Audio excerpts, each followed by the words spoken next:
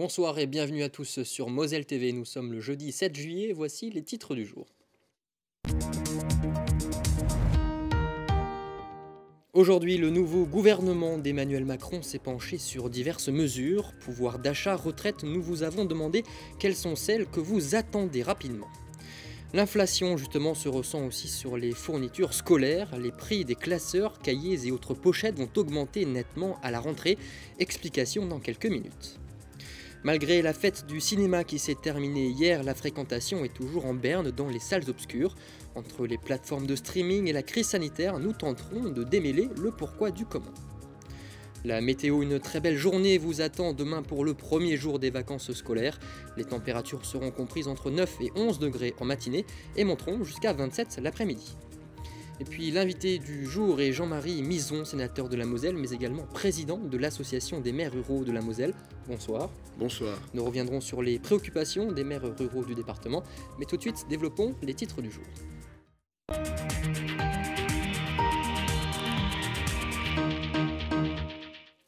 Chèque alimentaire, remise carburant, revalorisation des retraites à hauteur de 4%, réforme de l'allocation aux adultes handicapés. Le gouvernement d'Elisabeth Borne dévoile une série de mesures. Emma Faquetier vous a demandé aujourd'hui quelles sont celles que vous attendez en priorité. La retraite et le pouvoir d'achat, forcément les deux allant de pair. Parce que moi je touche le minimum retraite, donc le pouvoir d'achat pas très élevé. C'est pas un chèque de 100 € au mois de septembre qui va faire que le reste de l'année ça va changer les choses. Donc il faudrait quand même qu'ils prennent des mesures un peu plus importantes. Je pense que c'est effectivement le pouvoir d'achat qui, à mon sens, a réellement augmenté. On part tout simplement d'un caddie de course, il faut parler de choses palpables pour chacun. Et l'augmentation de la vie de tous les jours commence à vraiment être quelque chose de difficile pour chaque famille. Et même pour nous qui travaillons, c'est parfois pas évident de pouvoir joindre les deux bouts et il faut vraiment faire attention, quoi. On s'en sort plus du tout, donc ce serait bien qu'ils prennent des mesures pour les gens justement qui sont soit en minimum retraite, soit en AH ou RSA, pour qu'ils puissent arriver à vivre décemment, on va dire, au moins, parce qu'on ne demande pas non plus des millions, mais avoir une vie décente et pouvoir manger tous les jours, quoi. Les mesures ciblées sur les conducteurs, là j'ai vu une aide nationale et une aide à domicile qui a 300-400 € de budget par mois d'essence. Je trouve que c'est bien pour ces gens-là qu'ils aient des aides ciblées. Pas que le prix de l'essence leur rogne tout. Mon fils travaille à l'hôpital, il n'y a pas de lit, il n'y a pas de matériel, il n'y a rien. Qu'est-ce qu'il compte faire pour ça ? Pouvoir d'achat, il n'y a pas que le pouvoir d'achat. Je veux plus de police et je veux plus de médecins. Et ça va être fait. Actuellement en plein chantier, l'hôtel Stark dans le quartier de l'amphithéâtre a essuyé hier un début d'incendie. En début de soirée, un épais nuage de fumée provenant du rez-de-chaussée a alerté les riverains. La cause, la combustion d'un stock de plaques d'isolation. Les sapeurs-pompiers sont intervenus pour éteindre l'incendie rapidement maîtrisé. Aucun dommage ne serait à déplorer sur la structure en béton. C'est la dépense incontournable pour vos enfants. Dans les magasins, les fournitures scolaires sont déjà bien installées. Seulement à la rentrée prochaine, les prix vont augmenter de 10 à 25% par rapport à 2021. Les explications de Colline L'Expert. Cartables, trousses, classeurs ou encore stylos de toutes les couleurs, les vacances d'été viennent à peine de débuter, mais certains parents ont déjà le nez plongé dans la liste des fournitures scolaires. Malheureusement, les enfants sont en vacances, mais pas forcément les parents. Donc moi actuellement, je suis en congé, donc j'en profite pour faire les courses maintenant, parce qu'après pendant les boulots, ce ne sera pas évident. Si habituellement, faire ses achats de rentrée durant l'été permet principalement d'éviter l'affluence, cette année, c'est au moment du passage en caisse que la différence risque de se faire ressentir. Plus le temps passe et plus on a des augmentations. On a une estimation qui est à peu près une augmentation de 38% d'ici septembre sur certains produits. Donc venir tout de suite, c'est plus avantageux. Tout ce qui est papier, donc les ramettes de papier en général, les cahiers aussi qui augmentent beaucoup. Et on a les stylos. Alors pas ce qui est fantaisie, mais plutôt les stylos standards qui aussi ont tendance à augmenter. Dans cette papeterie, les parents de collégiens dépensent en moyenne entre 150 et 350 € pour cocher toutes les cases de la liste de fournitures. En raison de l'augmentation du prix des matières premières, ces chiffres pourraient encore grimper. Alors face à cette inflation, certains parents ont davantage les yeux rivés sur les prix. On va faire attention, mais surtout on va récupérer les affaires scolaires qui sont encore en état d'être utilisées. Après c'est vrai que les fournitures, il y a beaucoup de demandes sur les couleurs des cahiers, sur les tailles des cahiers. C'est vrai que quelque part avec classeurs et des feuilles, ça serait beaucoup plus simple. Pour répondre aux exigences des établissements scolaires sans pour autant exploser le budget de rentrée, les lots et les promotions sont à consulter en priorité. Et concernant le fameux cartable d'écolier, qu'il soit coloré ou des plus sobres, il n'en reste pas moins coûteux. C'est, je pense, un des produits les plus chers, mais du coup, nous, ce qu'on fait, c'est qu'on les rachète. Donc on les rachète s'ils sont dans un bon état, donc sans trous, les bretelles pas non abîmées, toutes ces choses-là. Et on les rachète du coup soit en bon d'achat ou alors on rembourse en espèces. Des initiatives louables, mais qui ne suffiront sûrement pas à pallier la hausse des prix. Alors, afin de soulager les ménages les plus modestes, la Fédération des conseils de parents d'élèves réclame une hausse de l'allocation de rentrée. En 6 mois, c'est déjà la deuxième fois que l'établissement français du sang tire la sonnette d'alarme. Il alerte sur le manque de donneurs avant la période estivale et les départs en vacances. Les stocks seraient loin d'être suffisants. Selon l'Institut, il faudrait 30 000 poches supplémentaires. Point sur la situation en Moselle, on écoute la responsable des prélèvements du département. Il faut penser que chaque jour, quand il y a des poches qui rentrent, il y a des poches qui vont sortir car elles sont cédées pour soigner nos malades. Chaque jour, nous avons besoin de 10 000 dons de sang par jour au niveau national et 1 500 dans la région Grand Est. Parce que les sessions continuent, il faut continuer à soigner les malades pendant les vacances et aussi la durée de vie de nos produits sanguinabiles sont limitées. 7 jours pour les plaquettes et 42 jours pour le sang total. C'est pour ça que la mobilisation doit être effectivement aujourd'hui, mais aussi constante et sur toute l'année et à chaque fois.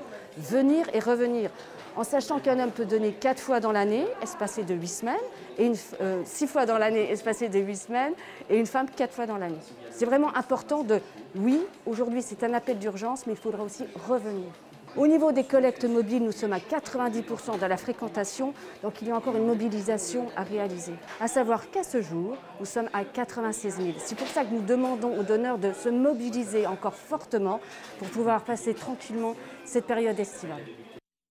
Rappelez-vous, lundi, le maire de la ville de Metz, François Grosdidier, interpellait le président de la République sur le potentiel déménagement de l'INSEE à Lille. Il s'agirait en réalité d'une fausse information. Le député de la Moselle, Belkir Belhaddad, l'a confirmé ce jeudi, après avoir échangé avec le ministre de l'économie, Bruno Le Maire.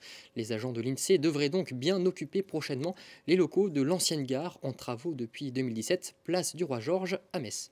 Et c'est l'heure désormais de notre rubrique culture. Alicia Iblou, bonsoir. Bonsoir Jean, bonsoir à tous. On démarre avec la 17e édition du Jazzpot Festival qui se poursuit encore jusque samedi. Le Jazzpot, un festival que l'on adore à la fois pour ses apéros jazz gratuits, sa buvette, ses expositions et bien sûr ses grandes soirées de concerts qui cette année se déroulent au théâtre de Thionville. Et parmi les belles soirées qui vous attendent, j'ai retenu surtout pour vous la soirée de demain avec Renaud Garcia-Fons et Lisa Cadbero. Renaud Garcia-Fons qui joue de la contrebasse à 5 cordes et qui vous promet une balade parisienne entre groove et poésie. Quant à Lisa Cadbero, elle est saxophoniste, arrangeuse, compositrice. On la connaît pour avoir été nommée à la victoire du jazz pour son album en 2013. Elle a sorti un deuxième album, Good Days, Bad Days, c'était l'année dernière. Un album de folk song dans lequel elle puise dans les années 70. On pense à Johnny Mitchell ou encore Crosby, Stills, Nash & Young. Un album dans lequel, cette fois, elle donne de la voix pour nous parler à la fois d'acceptation, des temps qui changent, de l'attente et de la lumière qui peut surgir du dénuement. Écoutez-la. If you stay ashore, you won't catch her. If you run too fast, you won't see her. If you stay ashore, you won't catch her. If you run too fast, you won't see her.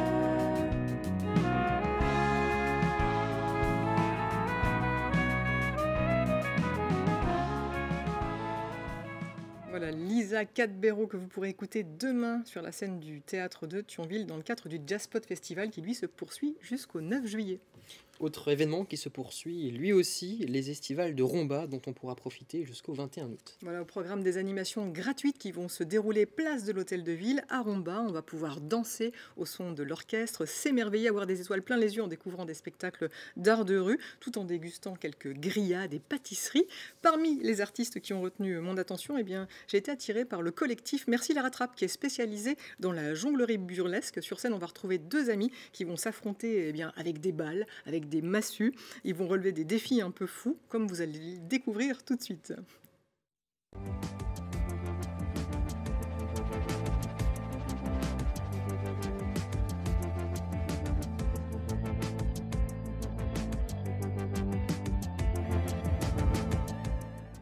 Nous aussi, on jongle super bien comme ça avec les stylos dans la rédaction. Bien sûr.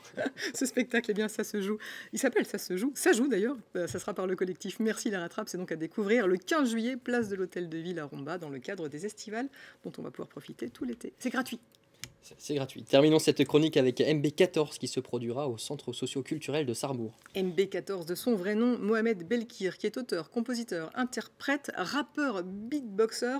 On se rappelle de ses prestations dans la saison 5 de The Voice. On se rappelle aussi de son interprétation dans le film Ténor aux côtés de Michel Larocque. C'était cette année. Vous ne voyez toujours pas de qui je parle ? Eh bien, écoutez-le.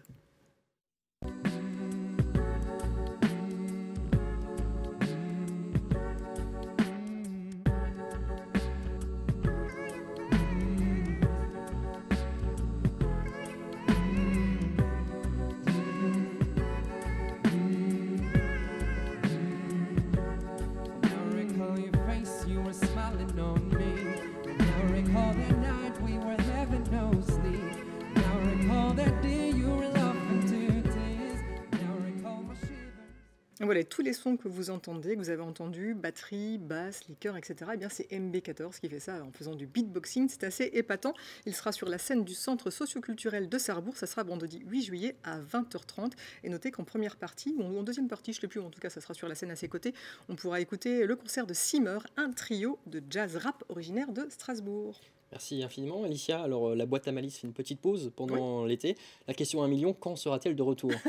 Le mercredi 24 août à 19h pour de nouvelles aventures. On parlera du festival Make Love Terre de Blues. L'émission lui sera entièrement consacrée. Puis en attendant, on peut bien sûr aller sur notre site internet pour voir tous les replays de la boîte à malice. Merci beaucoup, Alicia. Merci, le rendez-vous est pris. Et sans transition, du dimanche 3 juillet à ce mercredi 6 se déroulait la fête du cinéma. Partout en France, des places étaient vendues à un prix de 4 € seulement. Néanmoins, le grand écran n'arrive pas à remonter la pente après 2 années difficiles. Quelles en sont les raisons? Éléments de réponse avec Chloé Gaillard. Comment expliquer l'engouement moyen pour cette édition 2022 de la fête du cinéma? Pourquoi les salles sont-elles plus désertées qu'il y a quelques années? On a accès facilement chez soi à plein de contenus, il y en a même beaucoup trop, on n'a pas le temps de tout regarder. Donc en plus de ça, avoir le temps, entre guillemets, prendre le temps d'aller au cinéma, on oublie peut-être de le faire, quoi. Je dirais presque bon an, mal an, j'y suis retournée, mais je pense qu'il y a une grosse perte d'habitude tout de même. Et puis peut-être plus l'envie de liberté, d'être à l'extérieur, parce qu'on a été un peu libérés de toutes ces contraintes. La peur d'avoir quelque chose, la peur, voilà, ça m'a bloqué quelque part. Hein. Et puis après, une fois que tout ça s'était terminé, on y retourne, mais progressivement, pas aussi assidu qu'avant, quoi. Je trouve juste qu'il n'y a pas assez de films en VO, quoi. Ou alors c'est des séances qui sont à 22h30, ou alors c'est des séances en 3D, 2D, Ultravision. Enfin, moi je veux voir un film, quoi. Je veux pas voir la réalité dans mes yeux. Donc pour moi peut-être un peu trop d'effets spéciaux et pas assez. On se concentre sur l'histoire et sur ce qu'il y a à voir. T'arrives de chaque chose est chère. C'est pas qu'il y a que des films. Il y a sur toutes les choses un des prix qui a augmenté. Par rapport à 2019, la baisse de la fréquentation du public dans les salles noires est estimée à 30%, dans un contexte sanitaire qui n'a rien d'anodin. Les rares jours où la météo était moins clémente, sans même parler de pluie, juste un petit peu moins clémente, tout de suite on doublait, il y a un dimanche, il y a 15 jours où il a fait un peu maussade, et en fait on a fait quasiment 3 fois plus d'entrées que le dimanche précédent, avec la même offre, sans un film particulier. Ajoutez à cela une baisse du pouvoir d'achat. Je dis toujours, le cinéma reste un des loisirs les moins chers, même pour une famille. Moi j'ai 3 enfants, donc je sais que d'aller au zoo, que d'aller dans un parc d'attractions, tout de suite c'est un budget. Mais je pense que les gens font plus de choix aujourd'hui qu'ils le faisaient par le passé entre telle ou telle sortie.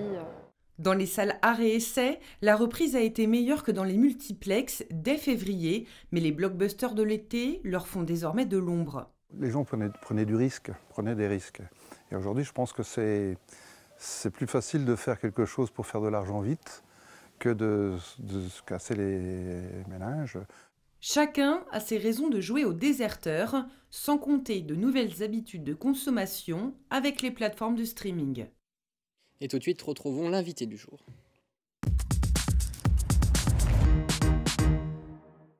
Et ce soir, je vous le disais, Jean-Marie Mison est avec nous, sénateur de la Moselle et président de l'association des maires ruraux de la Moselle. L'assemblée générale de l'association s'est tenue samedi dernier, samedi 2 juillet. Alors globalement, qu'est-ce qu'il en est ressorti ? D'abord, je rappelle que l'assemblée générale d'une association était un moment important dans la vie de celle-ci, puisque ceux qui ont décidé de prendre des responsabilités doivent rendre des comptes. Alors, il y a eu, à l'occasion de cette assemblée générale, une partie importante qui était interactive, puisqu'il y a eu de nombreuses questions sur de nombreux sujets, et certaines de ces questions... Vous étiez nombreux, plus de 350 maires, je crois. Tout à fait. Et il y a des sujets qui ont été abordés, qui n'ont pas trouvé de réponse satisfaisante aux yeux de ceux qui avaient posé les questions sur ces sujets. Notamment s'agissant de... Je ne vais pas les évoquer tous, mais s'agissant du fonds de compensation de la TVA. Il y a une mise en place d'une procédure d'automatisation et certains des élus se sentent lésés, à raison. Je considère qu'ils ont raison, puisque ce n'est pas normal que des investissements ne donnent pas lieu, tel que c'est la règle, à des remboursements de la TVA. Il y a eu un autre sujet qui était abordé, c'est celui qui concerne la numérisation et la dématérialisation des procédures. Désormais, les communes doivent présenter leurs factures de manière dématérialisée. Or, certains artisans qui ne sont pas équipés, qui ne savent pas faire, qui ont d'autres choses à penser que le simple souci de numériser leurs factures, sont en difficulté. Il faut diviser en deux.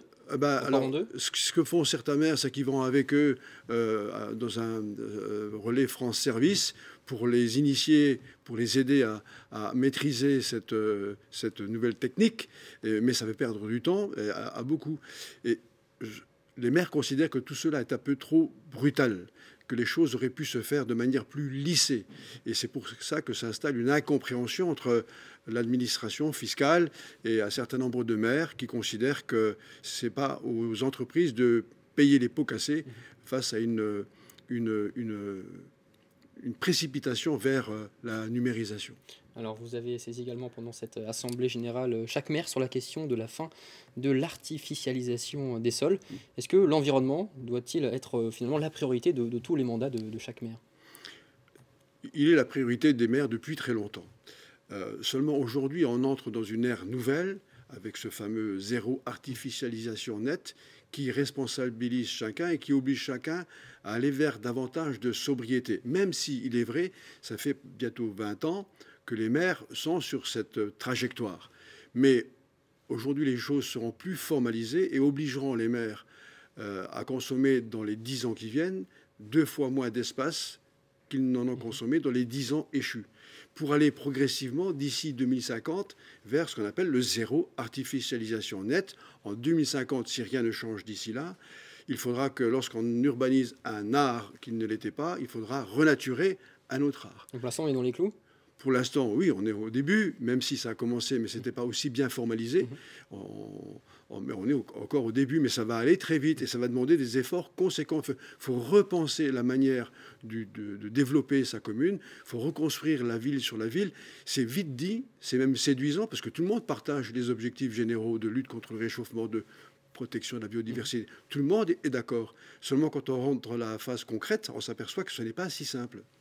Alors, quelles sont aujourd'hui, Jean-Marie Mison, les nouvelles problématiques des maires ruraux, s'il y en a ? Alors, les maires ruraux, ça fait des années qu'ils le disent, il y a trop de tracas administratifs. Ça, c'est véritablement un C'est le point souci. sur lequel vous voulez insister. Oui, ce soir. c'est un souci permanent. Voyez-vous, avec la réduction, même si France Service apporte une compensation au territoire, mais ça ne remplacera pas ce qui existait auparavant. Je ne suis pas dans la nostalgie, je suis juste dans l'efficacité. Le maillage qui pouvait exister n'a pas été vraiment remplacé. Les agents des finances publiques ne sont pas parfois en capacité de donner un conseil contextualisé parce que un territoire n'est pas le même que l'autre territoire et les conseils ne sont du coup pas les mêmes. Et ça se ressent et ça fait souffrir un certain nombre de maires. Autrefois, ils avaient un conseil contextualisé qui répondait totalement aux problèmes de la commune qu'ils avaient en gestion. Alors, autre problématique, encore une, on parle souvent des déserts médicaux. Comment attirer les professionnels, tout simplement? Est-ce que la télémédecine est un remède efficace, selon vous? Oui, alors, le désert médical, c'est une réalité, même si l'État s'est emparé de ce problème, a révisé la carte pour accorder des aides complémentaires à certains territoires qui sont vraiment en difficulté, mais c'est beaucoup les territoires ruraux, mais pas seulement les territoires ruraux. Je prends un exemple qui est plutôt urbain, la vallée de la Fensch est également concernée. La télémédecine, ça apporte quelque chose. Mais encore faut-il qu'il y ait des médecins en nombre suffisant pour accueillir et être de l'autre côté de la chaîne, parce que sinon, ça n'apportera absolument rien. Mais je pense que la télémédecine est un élément des solutions qu'il faut mettre en œuvre pour arriver à apporter une réponse plus acceptable. Alors, en mai, les élus membres de l'Association des maires ruraux de France ont voté une motion soulignant l'urgence d'une prise en compte spécifique de leur commune par les différents services de l'État. Alors, le voilà aussi le gros dossier pour finalement libérer l'énergie des territoires. Oui, alors les maires ruraux de France l'Association des maires ruraux de France a pris des positions très claires sur cet aspect et demande que les services de l'État soient plus à l'écoute.